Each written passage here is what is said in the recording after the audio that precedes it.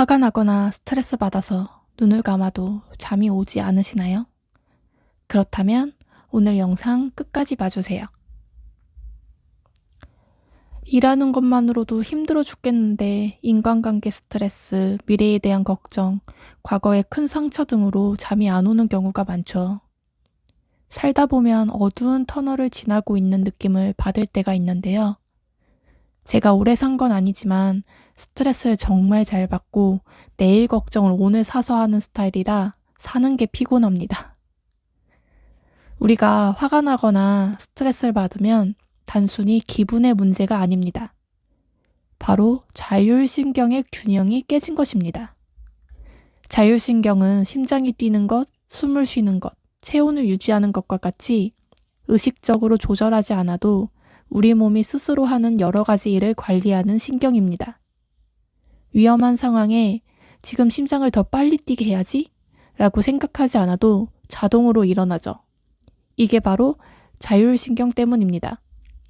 일본 자율신경연구소에서 발표한 연구에 따르면 자율신경의 균형을 잘 맞추는 것은 단순히 수면의 질뿐만 아니라 전반적인 건강에 큰 영향을 미친다고 합니다. 이런 자율신경의 균형이 무너지는 게 반복적으로 지속되면 자율신경 실조증에 걸릴 수도 있습니다. 자율신경 실조증은 우리 몸의 자율신경계가 불안정해져 다양한 신체적 증상이 나타나는 상태를 말합니다. 병원 가도 이상이 없다고 하는데 이유 없이 소화가 안 되고 어지럽고 두통, 무기력함, 충분한 수면을 취해도 피곤하거나 아니면 불면증 등이 자율신경 실조증의 주요 증상이라고 합니다. 내가 혹시 자율신경 실조증? 저는 실제로 이 증상들을 겪고 있는데요. 병원에 가서 정확하게 진단을 받은 건 아니지만 평소에 제가 겪는 어려움들이 거의 해당되더라고요. 자율신경 실조증의 원인으로는 과도한 스트레스, 잘못된 생활 습관, 수면 부족, 불규칙한 식습관 등이 있으며 유전적 요인이나 다른 질병의 영향을 받을 수도 있습니다. 자율신경 실조증의 치료는 주로 생활습관 개선과 심리적 안정, 약물 치료 및 보조요법을 통해 이루어집니다. 무엇보다 과도하게 활성화된 교감신경을 낮추고 부교감신경을 활성화하는 것이 중요합니다. 자율신경에는 교감신경과 부교감신경이 있습니다. 교감신경은 긴장하거나 스트레스를 받을 때 활성화됩니다. 교감신경이 활성화되면 우리 몸은 도망가거나 싸워야 하는 상황에 대비하게 됩니다. 그래서 심장이 빨리 뛰고 몸의 긴장도가 높아지면서 자연스럽게 잠들기가 어려워지는 것입니다. 그리고 화가 나거나 스트레스 받을 때 우리 몸은 신장 위에 붙어있는 부신이라는 기관에서 코티솔이라는 호르몬을 분비합니다. 코티솔은 스트레스 호르몬이라고 생각하시면 됩니다.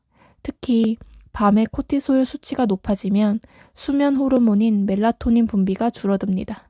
밤에 잠을 잘 자기 위해선 부교감 신경이 활성화되어야 합니다. 부교감 신경은 우리 몸을 편안하게 만들어주는 역할을 합니다. 연구에 따르면 수면의 질은 부교감 신경의 활성화에 크게 의존한다고 합니다. 화가 났을 때에도 부교감 신경을 활성화하는 것이 중요합니다. 특히 호흡 기술은 몸을 이완하고 스트레스를 줄이는 데 효과적입니다. 4, 7, 8 호흡법이 있습니다. 하버드 대학을 졸업하고 통합의학센터를 설립한 앤드류 웨일 박사가 도입한 호흡법입니다. 지금부터 한번 따라해 보세요. 4를 셀 때까지 코로 조용히 숨을 들이쉽니다. 1, 2, 3, 4.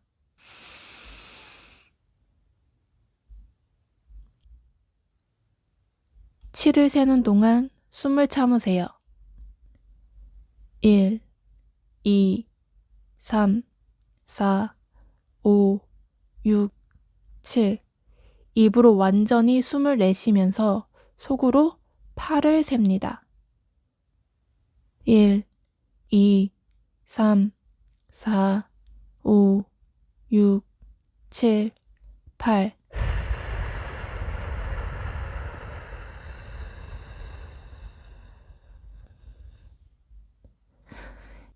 이 동작을 4회 반복합니다. 이 호흡법은 호흡 속도를 늦추고 더 깊은 호흡을 할 수 있게 도와줍니다. 몸의 긴장을 풀라는 신호를 보내는 거죠. 하버드 의과대학의 호흡 조절 연구 결과에 의하면 느리고 깊은 호흡 운동은 심박수와 스트레스 수준을 크게 낮출 수 있다고 합니다. 또 다른 호흡법으로는 콧구멍 교대 호흡이 있습니다. 실제 요가에서 널리 사용되는 호흡법으로 콧구멍을 번갈아 호흡하는 방법입니다. 뇌의 양쪽 균형을 맞추고 부교감 신경을 활성화시킵니다. 방법은 편안하게 앉아 엄지손가락으로 오른쪽 콧구멍을 막으세요. 그런 다음 왼쪽 콧구멍으로 깊이 숨을 들이쉽니다. 약지로 왼쪽 콧구멍을 막고 오른쪽 콧구멍으로 숨을 내쉽니다. 오른쪽 콧구멍으로 숨을 들이마시고 닫은 후 왼쪽 콧구멍으로 숨을 내쉬세요. 이 주기를 5분에서 10분 정도 동안 반복합니다. 하버드 대학의 연구에 따르면 이 호흡법은 혈압과 심박수를 낮추고 분노, 불안 및 스트레스를 완화하는 데 도움이 된다고 합니다. 실제로 화가 났을 때도 앞서 언급한 478 호흡법이나 6초 호흡법을 활용하라고 전문가들이 이야기합니다. 6초 호흡법은 3초 숨을 들이쉬고 3초 숨을 내쉬는 호흡법을 말합니다. 화가 나는 순간 우리 뇌는 편도체가 즉각적으로 반응합니다.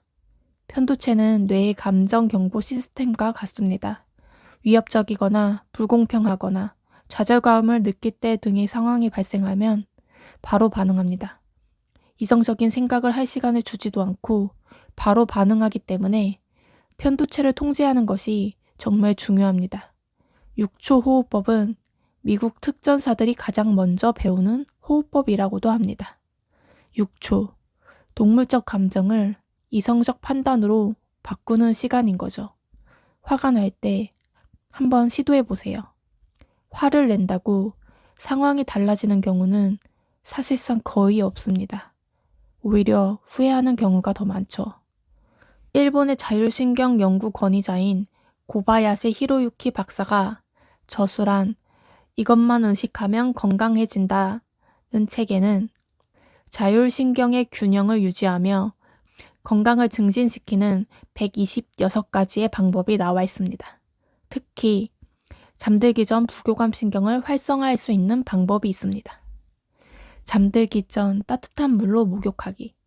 취침 약 1시간 전에 따뜻한 물로 목욕하면 체온이 올라갔다가 내려가는 과정에서 몸이 이완되고 수면에 쉽게 들 수 있습니다. 이때 너무 뜨거운 물은 오히려 교감신경을 활성화할 수 있으니 주의해 주세요. 또 다른 방법으로는 차가운 물로 손발 씻기. 손과 발을 잠깐 차가운 물에 씻으면 혈액순환이 개선되어 수면을 유도할 수 있습니다. 이는 열을 식히고 몸이 편안해지는데 도움이 됩니다. 서로 상반된 방법이라 생각하실 수 있지만 두 가지 방법의 공통점은 잠들기 전 몸의 체온을 낮추는 데 있습니다.